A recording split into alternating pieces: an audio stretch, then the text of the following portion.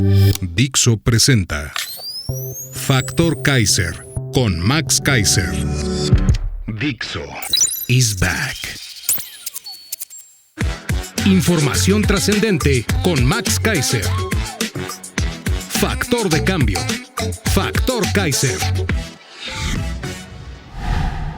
Tema número 1. No fui a Acapulco porque me abuchean.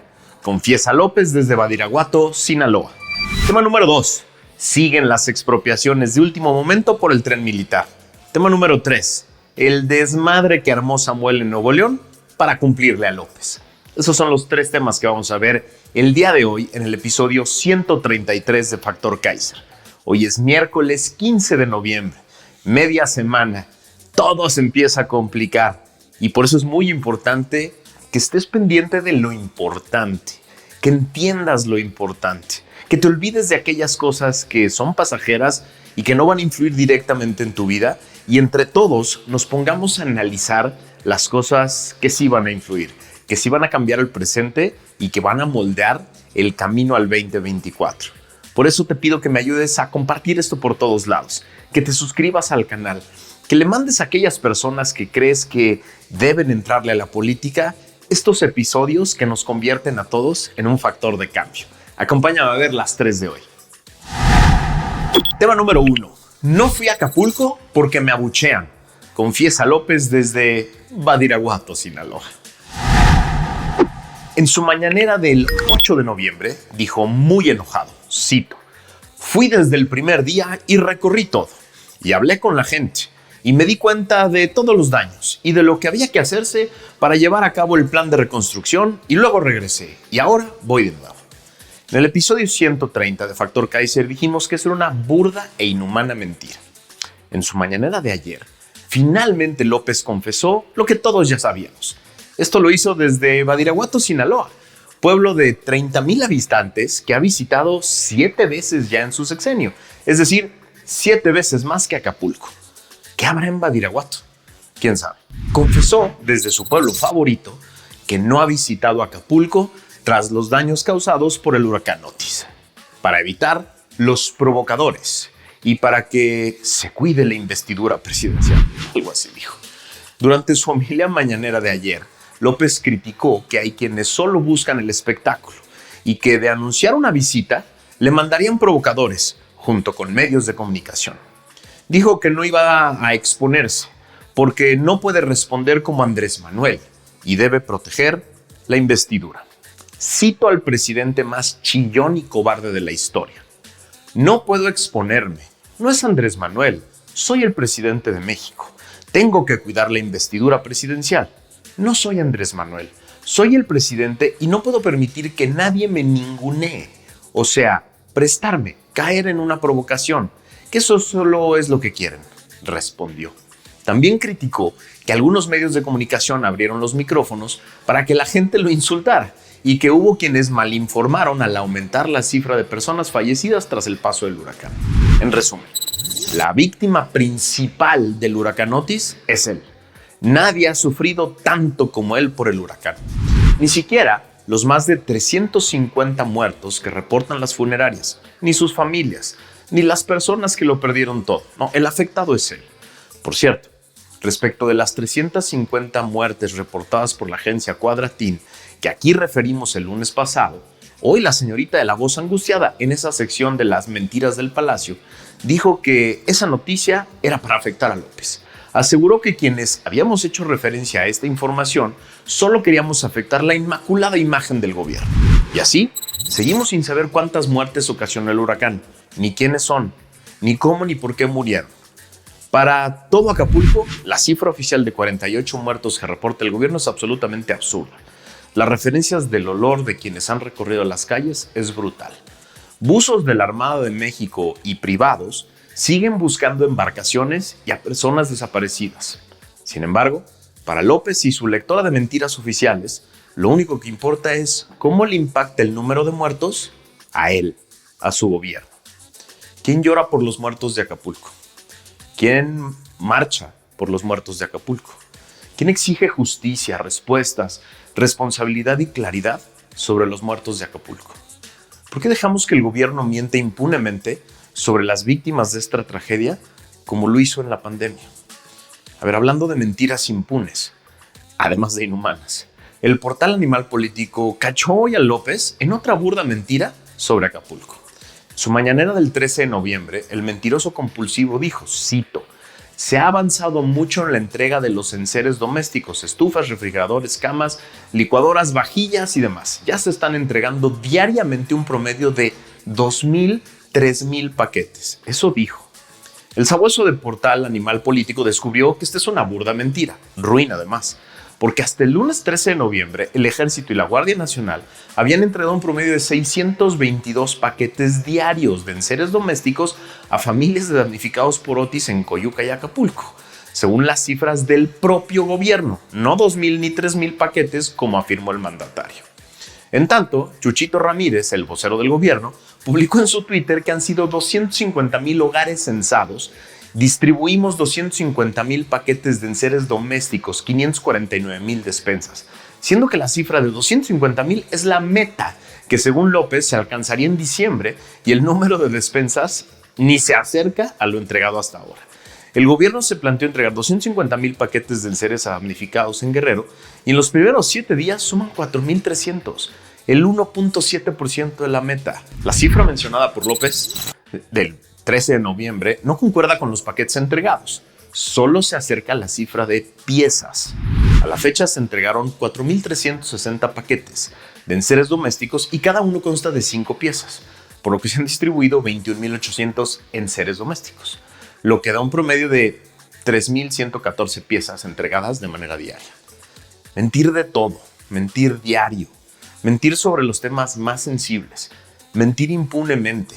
A eso se ha dedicado este gobierno durante 5 años, con la inhumana complicidad de medios, de comunicadores, de columnistas y demás porristas que se han dedicado a normalizar la mentira.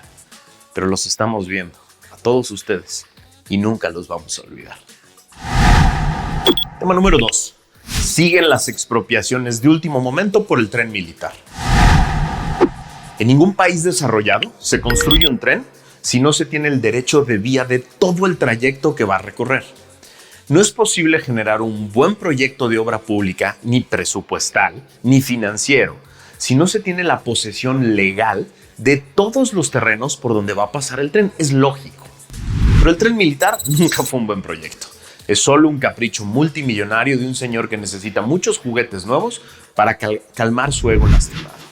Gracias a una nota del portal Latinus, nos enteramos de que el señor López volvió a traicionar su promesa de no expropiaciones que hizo una y otra vez durante la campaña y la transición a empresarios que veían con mucha preocupación la posible vulneración abusiva del concepto de propiedad privada. El gobierno federal publicó este martes un decreto por el que se expropian 750,000 metros cuadrados que corresponden a 90 inmuebles de propiedad privada para la construcción de varios tramos del tren militar, su obra consentida. La Secretaría de Desarrollo Agrario, Territorial y Urbano, la SEDATU, publicó en el Diario Oficial de la Federación el decreto para expropiar las propiedades por causa de utilidad pública para la construcción de los tramos 1, 2, 3, 6 y 7 de la obra. Esto se suma a lo que habíamos reportado aquí en Factor Kaiser en el episodio 76. En ese episodio te platiqué que entre el 2022 y 2023 el gobierno federal ya había expropiado 15,678 hectáreas para la construcción del tren militar, también por la supuesta misma causa de utilidad pública.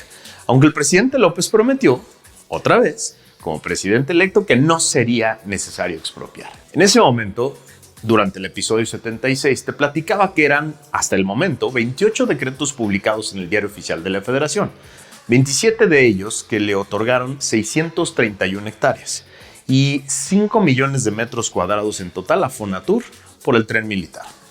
Y otro que dio 5,000 hectáreas a la Secretaría de la Defensa Nacional y 9,000 a la Secretaría del Medio Ambiente dentro de la Reserva de la Biosfera de Calakmul. ¿Se imaginan las condiciones de esas expropiaciones sacadas con prisa y a la fuerza? ¿Se imaginan los costos extras que se han tenido que pagar? ¿Se imaginan los abusos que se han generado en unos cuantos años a propietarios privados? ¿Cómo queda después de esto el concepto de propiedad privada en México? El día que podamos meternos a auditar esta pinche obra, vamos a encontrar todo tipo de porquerías, de abusos de poder, de corruptelas, de proporciones que nunca hemos visto, se los aseguro, y lo vamos a revisar. No solo es un escándalo que iba a costar 150,000 y ya va a costar más de 550,000. Es un escándalo el por qué. El por qué en los abusos, en la mala planeación, en las prisas. Pero además nos va a costar un dineral la operación de este tren. Este va a pasar a la historia, este proyecto va a pasar a la historia como uno de los peores, como uno de los más mal planeados y más corruptos que haya tenido México. Aquí quedó grabado y lo vamos a poder revisar cuando tengamos los documentos en la mano, de que el tren militar no solo destruye la selva, destruye el presupuesto, destruye la propiedad privada y destruye cualquier posibilidad que el obradorato creía tener de decirse diferente. Tema número 3. El desmadre que armó Samuelito en Nuevo León para cumplirle a López.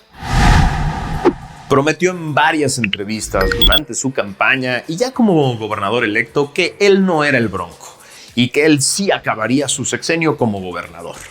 Le prometió a los neoleoneses que gobernaría el sexenio completito. Nunca imaginó que podría convertirse en la pieza clave de López para buscar quitarle votos al Frente Amplio en la carrera por la presidencia. Después de echarle todo tipo de porras e impulsarlo desde la mañanera, López finalmente logró convencer a Samuel de traicionar a su electorado y a sus propias promesas. Decidió finalmente lanzarse a la presidencia por Movimiento Ciudadano y dejar un desmadre constitucional en su estado. Al pedir licencia al Congreso del estado de Nuevo León, los diputados de mayoría PRI y PAN dijeron: a toda madre váyase a hacer su campaña, le damos licencia, pero designamos como interino a un aliado nuestro. Samuel hizo berrinche y designó a un encargado de despacho de los de él. Ambas partes se fueron a la Suprema Corte de Justicia en sendas controversias constitucionales. La Suprema Corte de Justicia de la Nación resolvió apenas el día de ayer que ni el panista Arturo Salinas, presidente con licencia del Poder Judicial de Nuevo León, ni Javier Navarro, secretario general de Gobierno del Estado, que puso Samuel, pueden ser gobernadores interinos. El ministro Javier Lainez suspendió los 2 nombramientos enfrentados que existen para reemplazar al gobernador Samuel García, quien el próximo 2 de diciembre hará efectiva su licencia por 6 meses para buscar la presidencia.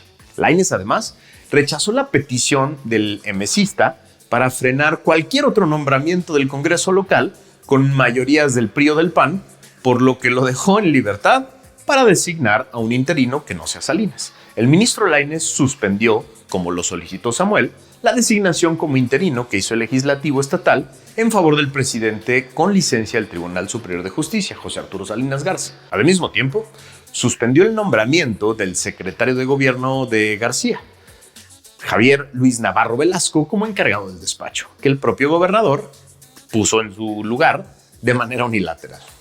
Y se negó a otorgar la suspensión en el sentido de que el Congreso se abstuviera de llevar a cabo cualquier otra designación, es decir, quedan a salvo las facultades del Poder Legislativo del Estado para nombrar un interino en dicha entidad.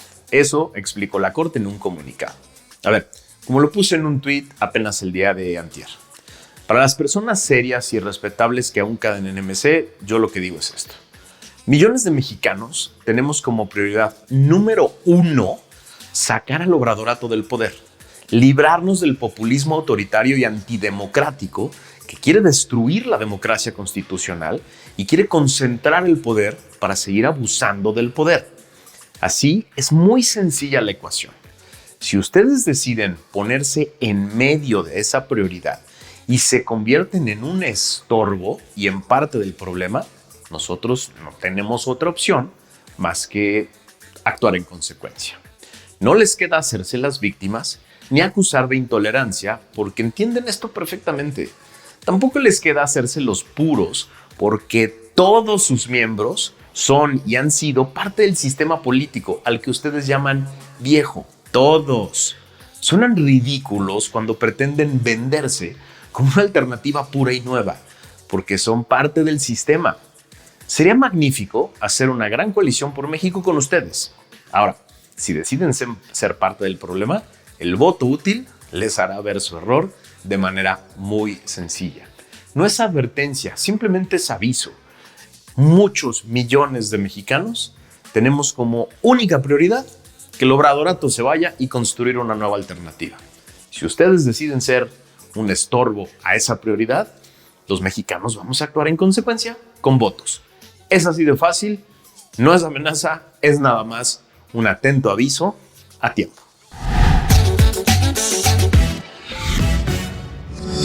Dixo is back.